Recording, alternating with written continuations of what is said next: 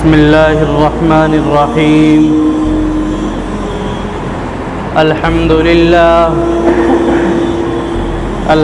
لله نحمده ونستعينه ونستغفره ونؤمن به ونتوكل عليه ونعوذ بالله من شرور أنفسنا ومن سيئات أعمالنا.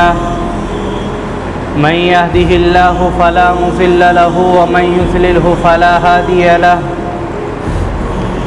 ونشهد أن لا إله إلا الله وحده لا شريك له ونشهد أن محمدًا عبده ورسوله. أما بعد فقد قال الله تعالى: أعوذ بالله من الشيطان الرجيم. بسم الله الرحمن الرحيم. والعصر إن الإنسان لفي خسر إلا الذين آمنوا وعملوا الصالحات وتواصوا بالحق وتواصوا بالصبر.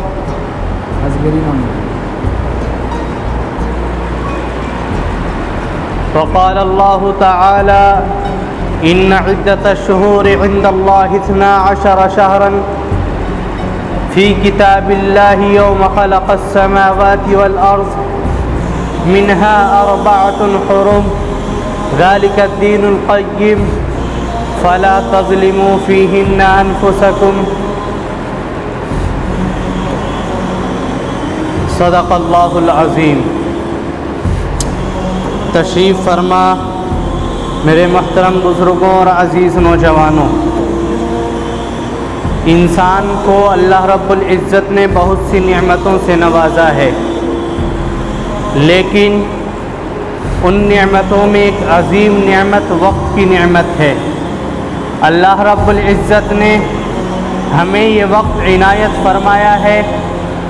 یہ وقت اللہ کی جانب سے بہت بڑی نعمت. اللہ رب العزت نے قرآن کریم کے اندر کئی جگہ وقت کی قسم کھائی ہے، اور یہاں پر اللہ رب العزت نے زمانے کی قسم کھائی. والعصر ان الانسان لفی خسر، کہ قسم ہے زمانے کی کہ تمام انسان ٹوٹے اور خسارے کے اندر پڑے ہوئے ہیں. تو یہاں پر زمانہ تمام اوقات کو شامل ہوتا ہے. انسان کے پاس جو بھی وقت ہے، اللہ رب العزت نے اسے جو بھی وقت دیا ہے، یہ اللہ کی جانب سے غنیمت اور ایک فرصت کا موقع اللہ کی جانب سے ہے کہ ہمیں اپنے اس وقت کی قدر کرنی چاہیے اور اپنے اس وقت کو پہچاننا چاہیے.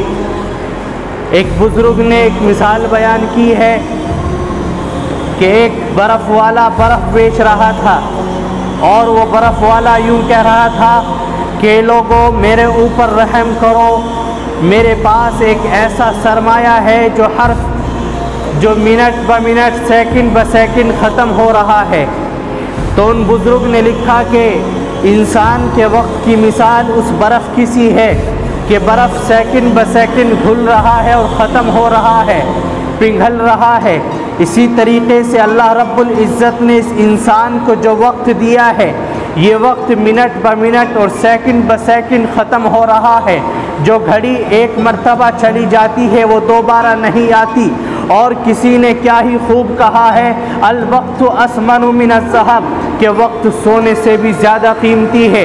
اگر آپ کے پاس کوئی مال اور دولت ہے، اگر کسی وجہ سے وہ مال آپ کی دولت آپ کا روپیہ پیسہ ختم ہو جاتا ہے، آپ اس کو دوبارہ کما سکتے ہیں، آپ اس کو دوبارہ حاصل کر سکتے ہیں. لیکن وقت ایک ایسی نعمت ہے، وقت ایک ایسی چیز ہے کہ اگر اس کی 1 منٹ اور 1 سیکنڈ آپ نے ایسے ہی ضائع کر دی تو آپ کے اندر وہ طاقت نہیں ہے کہ آپ اس وقت کو اور اس سیکنڈ کو اور اس منٹ کو واپس لا سکیں. ارشاد فرمایا اللہ کے نبی صلی اللہ علیہ وسلم نے: نعمتان مغبون فیہما کثیر من الناس الصحت والفراغ، کہ 2 نعمتیں ایسی ہیں کہ اکثر انسان ان کے بارے میں دھوکے میں پڑے ہوئے ہیں. نمبر 1 فراغت وقت، اور دوسرا مشغولی سے اللہ نے اس کو نجات دی ہو. الصحت والفراغ، اللہ نے اس کو تندرستی دی ہے، یہ اللہ کی ایک بہت بڑی نعمت ہے۔ آج اللہ نے آپ کو تندرستی دی ہے، آج اللہ نے آپ کو قوت اور طاقت دی ہے، آج اللہ نے آپ کو توانائی دی ہے۔ اور دوسری چیز اللہ کے نبی نے جو فرمائی، والفراغ، آپ کے پاس فارغ وقت ہے، آپ کوئی کام نہیں ہے، آپ مشغولیت کے اندر نہیں ہیں، یہ بھی اللہ کی بہت بڑی نعمتیں ہیں۔ لیکن اکثر انسان ان دونوں نعمتوں کو بھلائے بیٹھے ہیں، اپنی صحت کا، اپنی طاقت کا اور اپنی قوت کا غلط استعمال کرتے ہیں، اور اللہ کے نبی کی فرمان کردہ اس نعمت کو بھلائے بیٹھے ہیں۔ اور دوسری، اللہ نے جو وقت دیا ہے اس وقت کو ہم نے غنیمت نہیں جانا ہے، اس فراغت وقت کو ہم نے پس پشت ڈال دیا ہے۔ انسان اپنے وقت کو اگر کامیاب کرے، چاہے وہ دنیاوی طریقے سے ہو یا وہ دینی طریقے سے ہو، انسان کامیاب ہے۔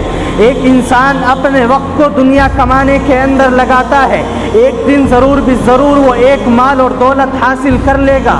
ایسے ہی ایک انسان اپنے وقت کو اور اپنے فراغت وقت کو اپنی صحت اور تندرستی کو لگاتا ہے دین کے حاصل کرنے میں، اللہ رب العزت کی عبادت کرنے میں، تو ایک دن وہ ضرور بھی ضرور اللہ کے نیک بندوں میں شمار ہوگا۔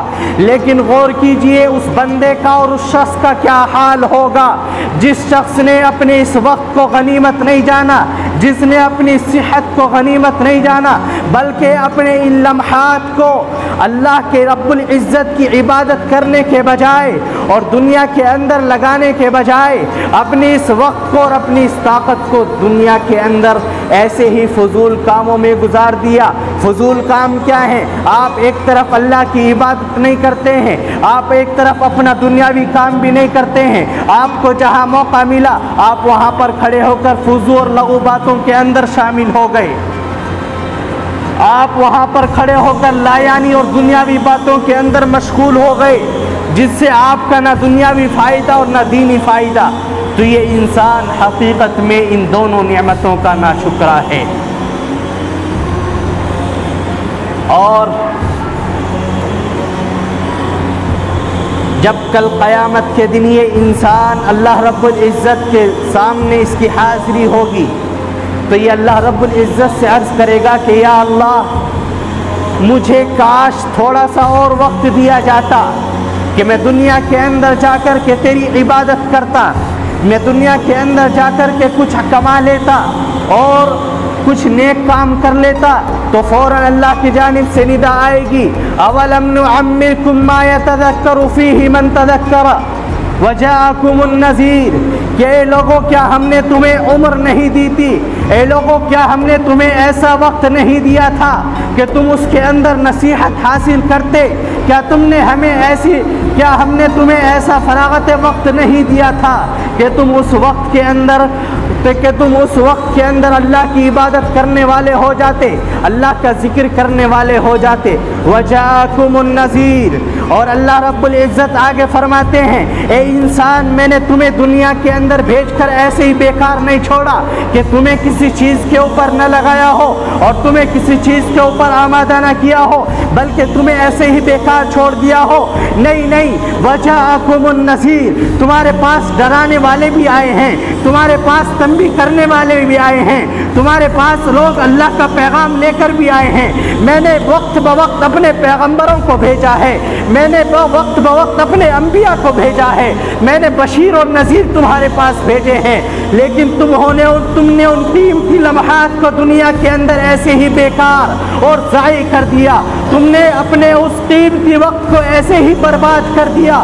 آج تمہارے پاس کوئی موقع نہیں ہے کہ تم اس سے ہٹ کر دوبارہ دنیا کے اندر جاؤ اور اللہ کی عبادت کرو۔ اس لیے ہر انسان کو چاہیے کہ اپنے وقت کو غنیمت جانے، اپنی صحت کو غنیمت جانے۔ اور سنیے وہ حدیث اللہ کے نبی صلی اللہ علیہ وسلم نے ارشاد فرمایا، اغتنم خمسا قبل خمس، کہ 5 چیزوں کو 5 چیزوں سے پہلے غنیمت جان لو۔ شبابی کا قبل حرمک، اپنی جوانی کو اپنے بڑھاپے سے پہلے غنیمت جانو۔ آج اللہ نے آپ کو جوانی دی ہے، آپ اس کے ذریعے کچھ بھی کر سکتے ہیں۔ کل آپ کو بڑھاپا آنے والا ہے اور یقیناً نہیں معلوم کہ بڑھاپا آئے گا کہ بھی نہیں آئے گا۔ اس کے بعد نہ جانے کوئی بیماری ایسی آنے والی ہو کہ آپ کے پاس طاقت اور قدرت بالکل بھی نہ ہو، یا اس کے بعد آپ کے پاس بیماری تو دور کی بات اور ضعف اور بڑھاپا تو دور کی بات، آپ کو وہ زندگی ہی میسر نہ ہو بلکہ اس کے بعد میں آپ کو موت آ جائے۔ اور دوسری چیز اللہ کے نبی نے بیان فرمائی، ان صحتک قبل سقمک، اپنی صحت اور تندرستی کو اپنی بیماری سے پہلے غنیمت جان لو۔ جب تم کسی بیماری کے اندر آ جاؤ گے تو تم اللہ کی وہ عبادت نہیں کر پاؤ گے، تمہارے پاس وہ صحت اور تندرستی نہیں رہ پائے گی۔ اور آگے بیان کیا وہ فراغتک عن شغلک، اور جب تم کسی چیز سے فارغ ہو تو اس فراغت وقت کو غنیمت جانو، اس چیز سے پہلے کہ تمہیں کوئی ایسی مصیبت آ گھیرے، تمہیں ایسی کام کے اندر مشغول کر دے کہ تمہیں کوئی فارغ وقت ہی نہ ملے اور تم کہتے پھرو کہ مجھے کوئی وقت ہی نہیں ملتا۔ مولانا مفتی صاحب میں پریشان ہوں، امام صاحب میں پریشان ہوں، میرے پاس وقت ہی نہیں ہے۔ وقت اس لیے نہیں ہے کیونکہ ہمارے پاس جو وقت تھا اس وقت کی ہم نے قدر و قیمت پہچانی ہی نہیں ہے۔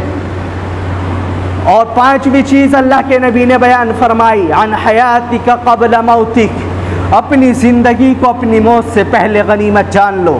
آپ اس دنیا کے اندر زندہ ہے، آپ کا سانس باہر سے اندر اور اندر سے باہر جا رہا ہے، تو اللہ نے آپ کو یہ زندگی دی ہے۔ آپ اس زندگی کے اندر وہ تمام کام کر سکتے ہیں، اللہ کی عبادت آپ کر سکتے ہیں، دنیا آپ کما سکتے ہیں، اپنے بیوی بچوں کو آپ خوش کر سکتے ہیں، خوش اخلاقی آپ اپنا سکتے ہیں، لیکن جہاں پر آپ کا وقت آ گیا تو اس کے بعد میں آپ کو ایک ذرا سی بھی مہلت اس چیز کی نہیں مل سکتی کہ آپ اپنے منہ سے صرف اللہ اکبر کہہ دیں۔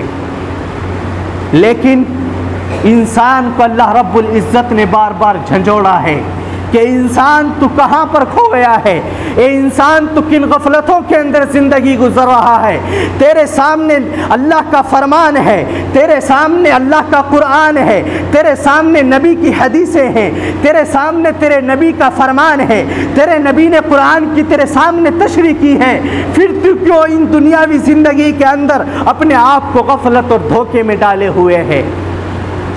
اس لیے ہر انسان کو چاہیے کہ وہ اپنی ان تمام زندگی کے اندر، اپنی اس پوری زندگی کے اندر غور و فکر کرے کہ اس کی زندگی کیسے گزر رہی ہے۔ یہ ایک زندگی اس برف بیچنے والے کی طرح، اس برف کی طرح پگھل رہی ہے کہ آپ اس سے فائدہ اٹھائیں یا نہ اٹھائیں، اس برف کو پگھل کر کے رہنا ہے، اس برف کو پانی پانی ہو کر کے جانا ہے۔ یہ زندگی اللہ نے آپ کو دی ہے، آپ اس زندگی سے فائدہ اٹھا لیں، چاہے آپ اس زندگی کو ایسے ہی ضائع اور بیکار کر دیں، یہ زندگی تب بھی گزر جائے گی۔ اور دوسری بات، ہجری کیلنڈر، آپ سب جانتے ہیں کہ اسلامی سال کا آغاز ہو رہا ہے اور آج محرم الحرام کی 3 تاریخ ہے، لیکن ہم اس سے اس طریقے سے نہ آشنا ہیں، نہ محرم الحرام کو نہ جانتے ہیں، نہ ہم اسلامی سال کو جانتے ہیں۔ یقیناً میں دعوے کے ساتھ میں کہہ سکتا ہوں، یہاں پر اگر 500 لوگ بیٹھے ہوئے ہیں تو 500 میں سے بمشکل 50 لوگ آپ کو ایسے ملیں گے جو آپ کو بتلائیں گے کہ سن ہجری اب کیا چل رہا ہے اور آج چاند کی تاریخ کتنی ہے۔ آپ شمسی تاریخ یاد رکھیے، اس کے اندر کوئی گناہ نہیں ہے۔ آپ دنیاوی دوسرے کیلنڈروں کا استعمال کیجئے، کوئی گناہ نہیں ہے، لیکن آپ کے اوپر فرض ہے، فرض کفایہ، کہ آپ قمری تاریخ کو یاد رکھیں، آپ اسلامی تاریخ اور اسلامی سن ہجری کو یاد رکھیں۔ آپ صلی اللہ علیہ وسلم مکہ المکرمہ سے ہجرت کر کے مدینہ کی طرف روانہ ہوتے ہیں اور اس وقت میں اللہ کے نبی صلی اللہ علیہ وسلم کو ہجرت کا حکم دیا جاتا ہے، اس کی طرف نسبت ہوتی ہے اس ہجری کیلنڈر کی، اس ہجری تقویم کی۔ اور اب جو چل رہا ہے وہ ہے سن 1443. کتنا؟ سن 1443 اور 3 محرم. ہجرت کہتے ہیں آدمی ایک جگہ کو چھوڑ کر دوسری جگہ چلا جائے، اور شریعت کے اندر ہجرت کہتے ہیں اس چیز کو کہ جہاں پر آپ کو شریعت کے اوپر، دین کے اوپر عمل کرنے میں دشواری ہو، پریشانی ہو، اس کی وجہ سے آپ اس جگہ کو چھوڑ کر، اس وطن کو چھوڑ کر اگر آپ ایسی دوسری جگہ ہجرت کر رہے ہیں جہاں پر آپ بآسانی اس دین کے اوپر عمل پیرا ہو سکتے ہیں، اس کو کہتے ہیں ہجرت. لیکن اگر کوئی انسان اپنا گھر مکان کاروبار کی وجہ سے چھوڑ کر یا ویسے ہی دنیاوی لحاظ سے چھوڑ کر دوسری طرف چلا جائے، اپنے وطن کو چھوڑ کر دوسرے وطن میں کوچ کر جائے، تو اس کو ہجرت نہیں کہتے ہیں.